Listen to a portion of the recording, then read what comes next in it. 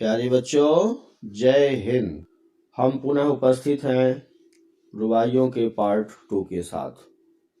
आज हम आपके सामने लेकर के आए हैं थर्ड पार्ट।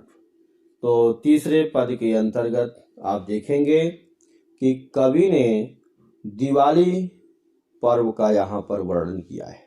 आइए चलते हैं सीधे सीधे कविता की ओर। दिवाली की शाम घर पुते और सजे, चीनी के खिलौने जगमगाते लावे, वो रूपवती मुखड़े पे एक नर्म दमक बच्चों के घरौने में जलाती है दिए। कवि का कहना है कि दिवाली का पर्व है और इस दिवाली के पर्व में शाम का वक्त है। शाम के वक्त जबकि घर अच्छे तरीके से पुते हुए हैं और पूरी तरीके से लाइटिंग के माध्यम से सजे हुए हैं। ये तो आप अच्छे तरीके से जानते हैं कि दिवाली के अवसर पर, इन दिवाली के पर्व पर लोग अपने घरों को अच्छे तरीके से रोगन करते हैं, पेंट करते हैं, साफ सफाई करते हैं और धनतेरस से ही, यानी दिवाली के 2 दिन पहले से ही लोग घर को अच्छे तरीके से सजा देते हैं। ऐसे में जब सारी हाट बाजार मार्केट होती है, लोग खरीदारी करते हैं, उनमें लोग बच्चों के लिए भी अलग से क्या करते हैं, चीनी के खिलौने। ध्यान दीजिएगा, ये चीनी वो नहीं है, एक प्रकार का एक मटेरियल होता है ये, जिससे बच्चों की खिलौने बनाए जाते हैं, जिसे हम लोग चीनी पत्थर बोलते हैं। तो उसके जो खिलौने बनाए जाते हैं, उन खिलौनों का एक मॉडल होता है जो घर की तरह होता है, ठीक है ना। तो उसका जो घर बनाया गया है, जो बच्चों के लिए खिलौनों के रूप में लिया जाता है, दिवाली में लोग घरों में सजाते हैं, तो उस खिलौने में क्या होता है, जगमगाते लावे, यानी जो जगमगाते खिलौने हैं उस चीनी मिट्टी के घरौंदे में, उसमें जो है लावे भरे हुए हैं। और ऐसी परिस्थिति में वो रूपवती मुखड़े पे एक नर्म दमक, वह रूपवती अर्थात सुंदरी, वह माँ जो आज इस पर्व पर विशेष रूप से सुंदर परिधान पहने हुए है, सुंदर रूप से जो सुसज्जित है, वह माँ अपने बच्चों के घरौंदों में जलाती है दिए। आज वह माँ अपने उन बच्चों की प्रसन्नता के लिए, उनकी खुशी के लिए, उनकी खुशी में सम्मिलित होते हुए वह क्या करती है, वह अपने उन बच्चों के खिलौनों के बीच भी दिया जलाती है, उसको भी खूब सजाती है। और इस प्रकार से कवि का कहना है कि इस माँ और बच्चों के बीच एक दिवाली का उत्साह पूरी तरीके से जगमगा उठता है। तो ध्यान दीजिए एक बार पुनः, दिवाली की शाम है, घर पूरी तरीके से डेंट पेंट है, पुते हुए हैं, लाइट की साज सज्जा से पूरी तरीके से सुसज्जित है। ऐसे में माँ अपने बेटों को प्रसन्न करने के लिए चीनी मिट्टी के खिलौनों को जगमगाने के लिए उनको पूरी तरीके से वहां पर भी दीपक जलाने का प्रयास करती है।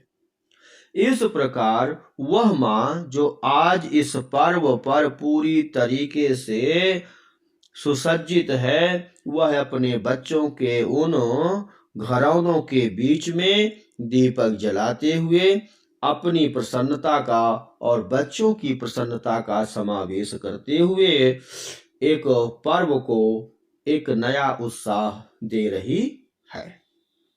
आइए बच्चों, अब आगे चलते हैं। अगले पद में देखिए कवि ने क्या कहा है। अगले पद में यहाँ एक बाल हठ का वर्णन है, जिसमें बालक अपनी माँ से एक ऐसे खिलौने के लिए जिद कर रहा है जिसका दे पाना माँ के लिए एक असंभव कार्य है। लेकिन कहते हैं बच्चों से यदि हम बहुत कड़ाई के साथ यदि हम अपने आप को प्रस्तुत करें तो ये गलत है। लेकिन यदि हम उन्हीं बच्चों को थोड़ा सा हल्का सा यदि उनको मोटिवेट करने का प्रयास करें, थोड़ा दिमाग और बुद्धि लगाएं तो बहुत सरल हो जाता है। देखिए यहाँ जिस मतलब कथा भाव का वर्णन है उसको यहाँ पर जो है दिखाने से पहले मैं आपको बता दूं कि जिस प्रकार से कभी हमारे प्रभु श्री कृष्ण अपनी माँ से चांद खिलौने को लेने के लिए हठ किया था और माँ ने फिर किया क्या था कि परात में पानी भर करके चंद्रमा की परछाई उसमें दिखा दिया और बोला कि देख यहाँ पर नीचे चांद उतर आया है, इनके साथ खेलो। तो भगवान श्री कृष्ण जब उस परात के पानी में हाथ डालते थे तो चूंकि पानी अस्थिर हो जाता था, उसमें लहरें उत्पन्न हो जाती थी, तो चंद्रमा की परछाई गायब हो जाती थी। और जब वह शांत हो जाता था, पानी स्थिर हो जाता था, चंद्रमा की परछाई दिखाई दे रही थी। और इस प्रकार भगवान श्री कृष्ण चंद्रमा से जो है लुका छिपी का खेल खेल रहे थे।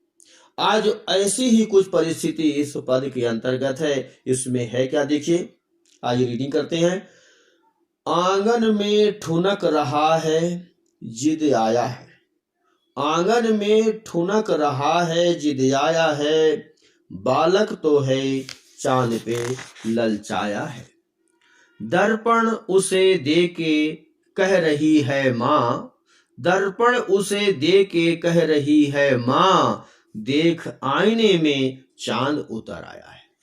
बालक अपनी माँ से जिद कर रहा है, बालक अपनी माँ से जिद कर रहा है, आंगन में खड़े होकर के ठुनक रहा है।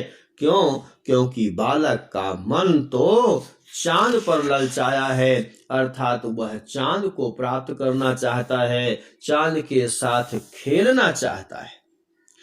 ऐसे में माँ दिमाग लगा रही है और एक दिमाग द्वारा, बुद्धि के द्वारा तुरंत वह एक दर्पण हाथ में लेती है और करती क्या है, दर्पण उसे दे के कह रही है माँ। दर्पण का एंगल ऐसा सेट कर देती है कि उस दर्पण में चांद की परछाई दिखाई दे रही है और उस दर्पण में चांद की परछाई दिखाते हुए वह बच्चे को दर्पण पकड़ा रही है। तो दर्पण उसे दे के, शीशा उसे दे के कह रही है माँ की देख, जिस चांद के लिए तू जिद आया था वही चांद देख आईने में उतर आया है, अर्थात वही चांद इस शीशे में उतर आया है, लो पकड़ो और जाओ इसके साथ खेलो। तो ध्यान दें एक बार पुनः, वह बालक चांद को प्राप्त करने के लिए आंगन में ठुनक रहा है, जिद आया है। वह बालक जो छोटा सा अबोध और अज्ञान है, वह पूरी तरीके से चांद को पाने के लिए ललचाया हुआ है। ऐसे बच्चे को संतुष्ट करने के लिए माँ दर्पण उसे देते हुए कह रही है, अर्थात उस दर्पण में परछाई दिखाते हुए और बच्चे को पकड़ाते हुए कह रही है कि देख इस आईने में चांद वापस आ गया है, उतर आया है, और जाओ इसके साथ खेलो। तो बच्चों इस प्रकार से ये पद आपका समाप्त हुआ। आइए अब चलते हैं अगले और लास्ट पद की ओर। इस अंतिम पद में हमारे कवि फिराक गोरखपुरी जी ने रक्षाबंधन पर्व का वर्णन किया है। जरा ध्यान दें। रक्षाबंधन की सुबह रस की पुतली, छाई है घटा गगन की हल्की हल्की, बिजली की तरह चमक रहे हैं लच्छे, भाई के हैं बांधती दमकती राखी। यहाँ पर फिराक गोरखपुरी इस रक्षाबंधन पर्व का वर्णन करते हुए कह रहे हैं कि आज का जो दिन है ये विशेष है। क्यों? क्योंकि आज रक्षाबंधन का दिन है, और जब रक्षाबंधन का पर्व आता है तो उस वक्त आप तो को मालूम है कि बरसात का मौसम होता है, बारिश का महीना होता है।